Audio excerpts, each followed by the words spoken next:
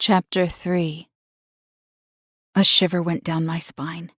I knew this expression well. He was furious at me. I immediately tried to back away from him, but I knew it was too late.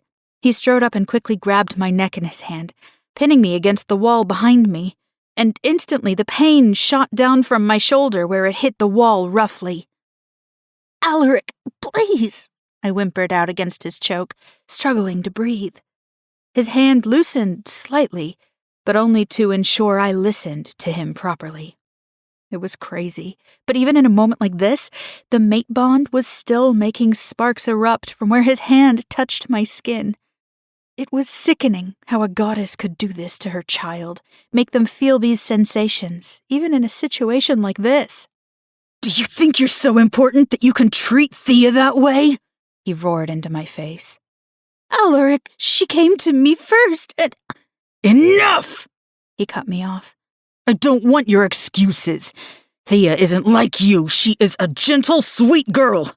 What if you had caused her enough stress to induce a miscarriage? Are you really so petty as to kill a child out of spite? A future alpha, no less?" Even in his distorted expression of rage, he still looked so handsome. A curl of his shaggy midnight hair had fallen out of place and was framing his forehead, his green eyes gleaming. He stood a foot taller than me, broad shoulders, and built like a god. In times like this, I could feel the height difference so clearly when he stood close to me in this way. He was an imposing, scary man, but I had no choice but to find him irresistible. I cleared my thoughts, reminding myself it was only the mate bond making me feel these things for him. His touch and scent were intoxicating, but it wasn't me who really felt this way about him anymore. It was just the curse. "Aleric, no, I would never. She came to me, even though she knew—" And suddenly, he slapped me across the face, hard. I blinked as my vision blurred, and my cheek burned. "You're nothing, Ariadne. You are only here because I let you be here. Don't ever forget it. You may be chosen as Luna by the goddess, but I have the final say in this pack. If you dare to hurt Thea again, I will make sure you regret it." And with that, he let me go, my back sliding down the wall as my legs gave out. I was sure that he had contemplated killing me in that moment. His anger wasn't anything new to me, but this was the first time he had threatened to remove me from my position completely. Or worse. With one final look down at me in disgust, he then left, just as abruptly as he'd arrived. But as soon as the door closed behind him, I erupted in a fit of hysterical laughter, tears flowing from my eyes once more. If he had just removed me from my position at the start, then this would have never happened. If he had just rejected me immediately as his mate instead of submitting me to this torture over the last 6 years, then maybe one day I could have learned to live a decent life without him. I was here only because of him, because the pack and Aleric asked me to be their Luna. I could have tried to live a normal life and tried to forget about him if he'd just freed me earlier. Maybe I could have even found someone to love me one day. "Aria?" Sophie asked hesitantly, watching me laugh with concern. She must have thought I had finally gone crazy. And she was probably right. Sophie watched what I had just suffered through, only to see me laugh about it all. Perhaps I really had finally snapped. Who knew it would happen today? "It's just a joke, Sophie, don't you see?" I smiled widely, still giggling. "It's all one big joke. My whole life." I bet the goddess is looking down at me as a form of entertainment. Do you think gods get bored? I wonder why someone else would make me Luna, only to endure the things I have had to endure. "Oh, Aria," Sophie said, crouching down to engulf me in her arms once more. My poor baby, it's okay. You're going to be okay." She stroked my hair as my laughter then slowly turned into sobs against her chest. "I'll come with you," Sophie finally said once I had calmed down. "We can leave together. I'm sure we'll have more success at escaping if we work together." Sophie would come with me? I looked at the older lady in shock. She would be risking a lot to become a rogue with me and escape.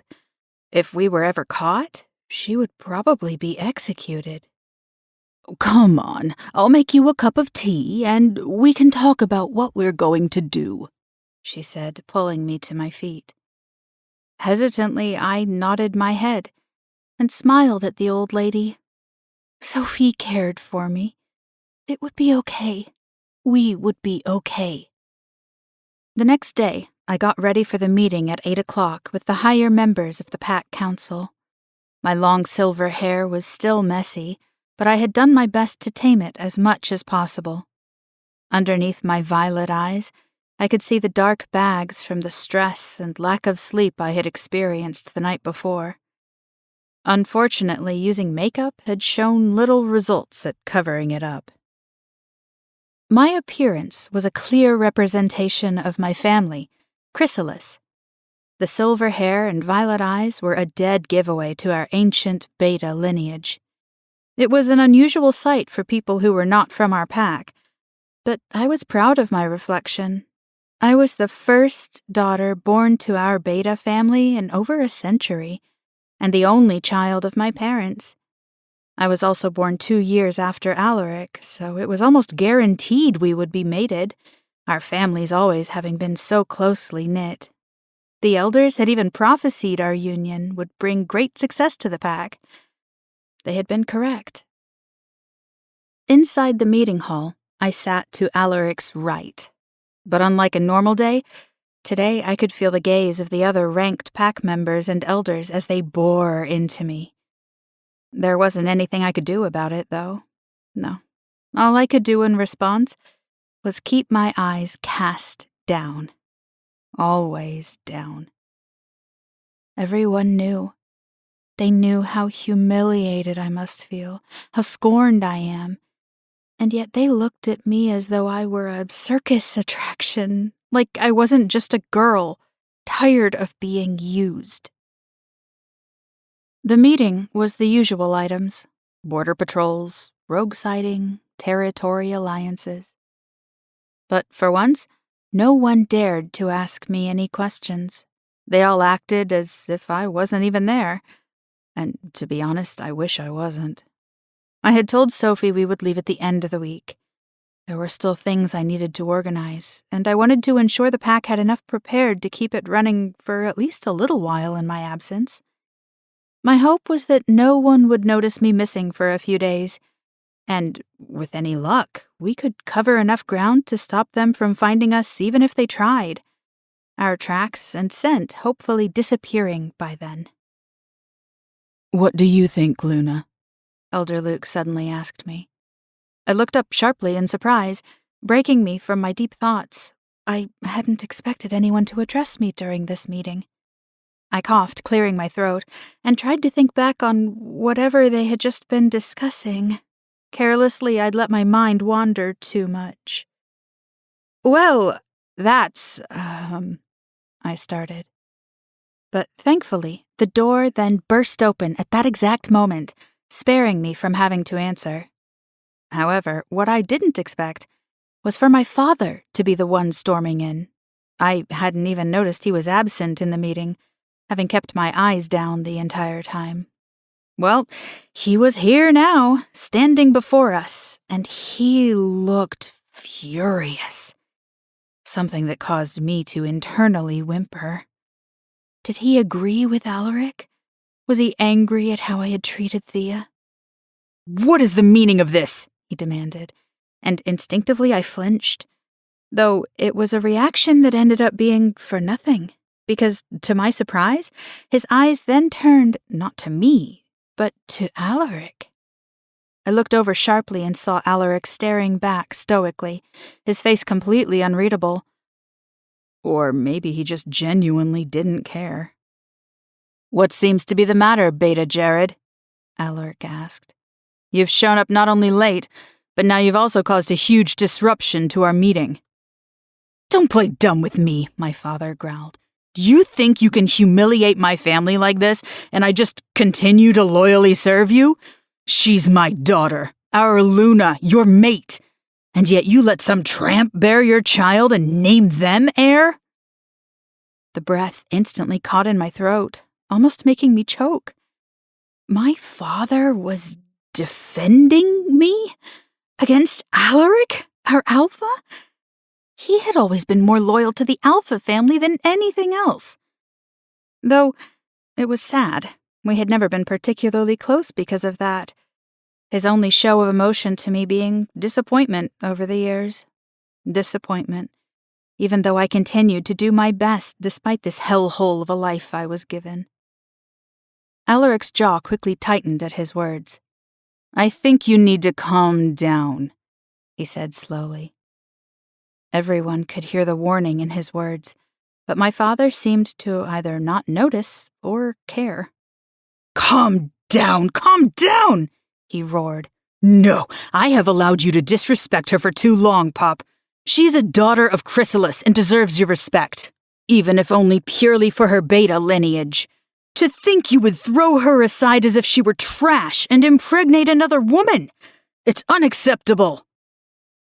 Aleric was clearly becoming angrier by the second, something the entire room could feel. "Beta Jerry," he attempted to speak, but my father continued to rant, cutting him off.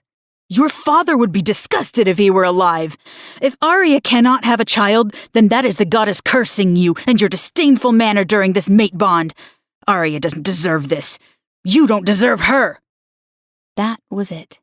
Aleric finally lost it.